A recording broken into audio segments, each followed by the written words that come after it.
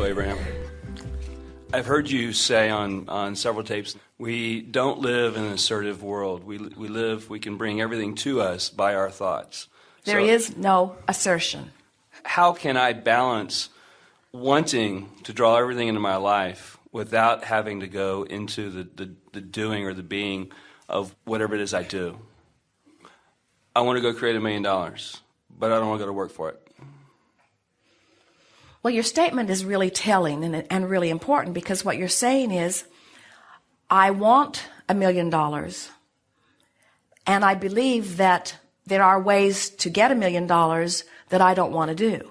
So what you're doing is saying, I want this, but I don't want this. And that's not a very powerful state of being, because you're setting contradiction up right away. So you soften that by saying, I want $1 million, and I want to find a way that is compatible with me to receive it. Okay. Now there's less resistance in that.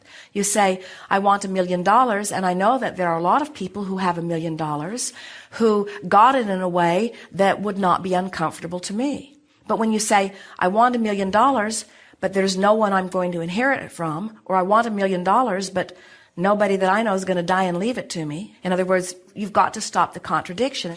When you talk about what you want and why you want it, there's usually less resistance within you than when you talk about what you want and how you're going to get it.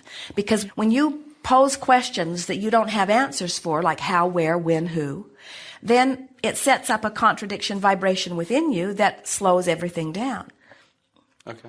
Statements such as, there must surely be many people on this planet today who have $1 million and in excess of it, who at one time were standing right where I am, just wanting it and having no idea how it was going to come. Feel how resistance-free that statement is.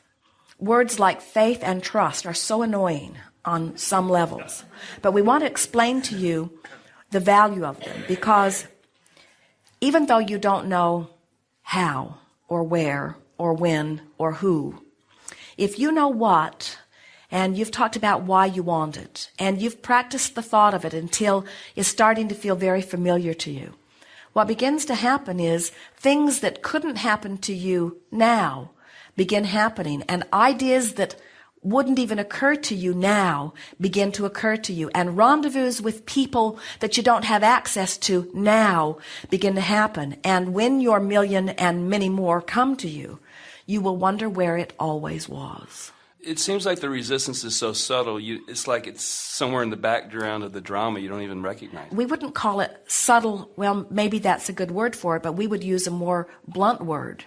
And that is, I've practiced contradictory thoughts so long that they feel natural. Okay. And so when you start imagining having $1 million, and we're going to play here with you for just a little bit, but when you start imagining what that means, and we don't want you to just get $1 million and stop. You're going to want $1 million always at your disposal. You're going to want to spend that and have another on its heels, because we promise you, once you get used to millions of dollars moving through your experience, $1 million won't last you very long. Because you begin to live in a way and your property taxes go way up. You see. So what is it that we are wanting you to trust in? The fact that you can be or do or have anything. How is it that we want you to approach it? Slowly and gently. We want you to be happy with where you are. You have to make peace with where you are. So you can't say, oh, my life is miserable and I have to do all of these things I don't want to do, and boy, if I had $1 million, then I wouldn't do any of these things. Because can you feel how jumbled the energy is? What you're saying is, universe, I'm miserable and unhappy where I stand. Please give me something that will make it better. And the universe says, sorry, we can only give you more things that will make you miserable, because that's the vibe you're offering. And you say, well, how do I offer something other? I want to be over there and I'm over here. And we say, well, talk about what's over there. And most people have a very difficult time talking about what's over there, because they've been talking so long and hard with such detail about what's over here that that's what's active in their vibration. And that's why we're talking about these emotional journeys. You got to talk yourself into a different vibe, and then different things will come to you. I was wondering if I was creating too big, if I was trying to make something too big, and the gap between what I wanted and where I am was was too big, and that was causing some of the grief. Well, surely $1 million is not too big from where you stand. That's just not too big. It actually wasn't even $1 million. It's $150,000. The million was just something I made up. But you do have to follow the success principles that he's found. You got to talk about what you want. You got to tell it like you want it to be. You can't face reality and have reality change in any way. You've got to face the parts of reality that you love and fill in the gaps with things that you get from your imagination or from your expectation. And before you know it, you see, so here you are, and you've got a lot of good things in your life which you accentuate and talk about and appreciate and make lists of. So you make lists of positive aspects, and you get on rampages of appreciation, and you look for good wherever you see it, and you feel good as much as you can.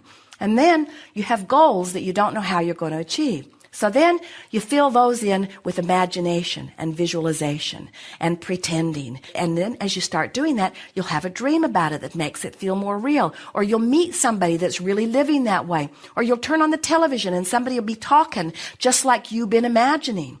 Or you'll pick up a book, or you'll hear another interview. In other words, the universe will help you to rendezvous with whatever the vibration is that you've finally achieved. And little by little, you just work yourself in to where you've filled in the gaps that you're not now living with your vibration as you've used your imagination. The universe does not know the difference between someone who has $1 million and someone who just feels like they have $1 million.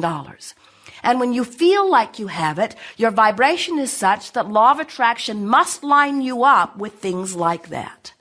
And that's true whether you're talking about relationships, whether you're talking about building of empires, whether you're talking about attracting people to help you in your business. It doesn't matter what it is. You've got to find the vibration of it, and you've got to practice the vibration of it until the vibration of your desire supersedes the vibration of doubt. And when the vibration of your desire supersedes your vibration of doubt, bam, it happens. And then you say, where have you been? You say, I knew you were coming. I could feel you. At first, I just felt hopeful that you'd be there. But eventually, I started really trusting that you'd be there. And then, not very long ago, I knew you'd be there, and there you are. But the things you want can't come until you achieve that knowing. And that knowing doesn't come easily because you've been practicing not knowing. You're often not willing to admit how you feel because you're worried about what somebody else might say about how you feel. So you really have to get to the place where you don't talk so much to people who don't understand. And you talk to those who do understand. Or you just keep your own counsel. Jerry wrote a paper years ago that said, keep your ideas to yourself until they are fully developed, because he saw so many people that he was counseling in business who he would see become on fire with an idea. But it was a new idea to them, and they hadn't practiced it long enough that it was dominant within them. It was tentative within them. And he knew that it could go either way, and then they'd go home and they'd talk to somebody about their new idea before it was really shored up within them. And that person and their doubt and their negative commentary would activate that old vibration within this person. And then it was all over because the seed had not been allowed to germinate and get enough of a foothold that it was strong on its own. There's no reason for you to experience anything less than what you want. And if you have the ability to imagine it, this universe has the ability to give it to you. Knowing it, knowing that you want it, asking for it, is step one and step two, because you've asked and the universe is given.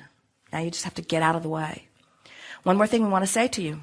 We think that when you say you want it but you don't want to work for it, we think that's where your cross purpose is, because you don't like doing the things that you think you're going to have to do in order to get it, but you don't believe you can get it otherwise.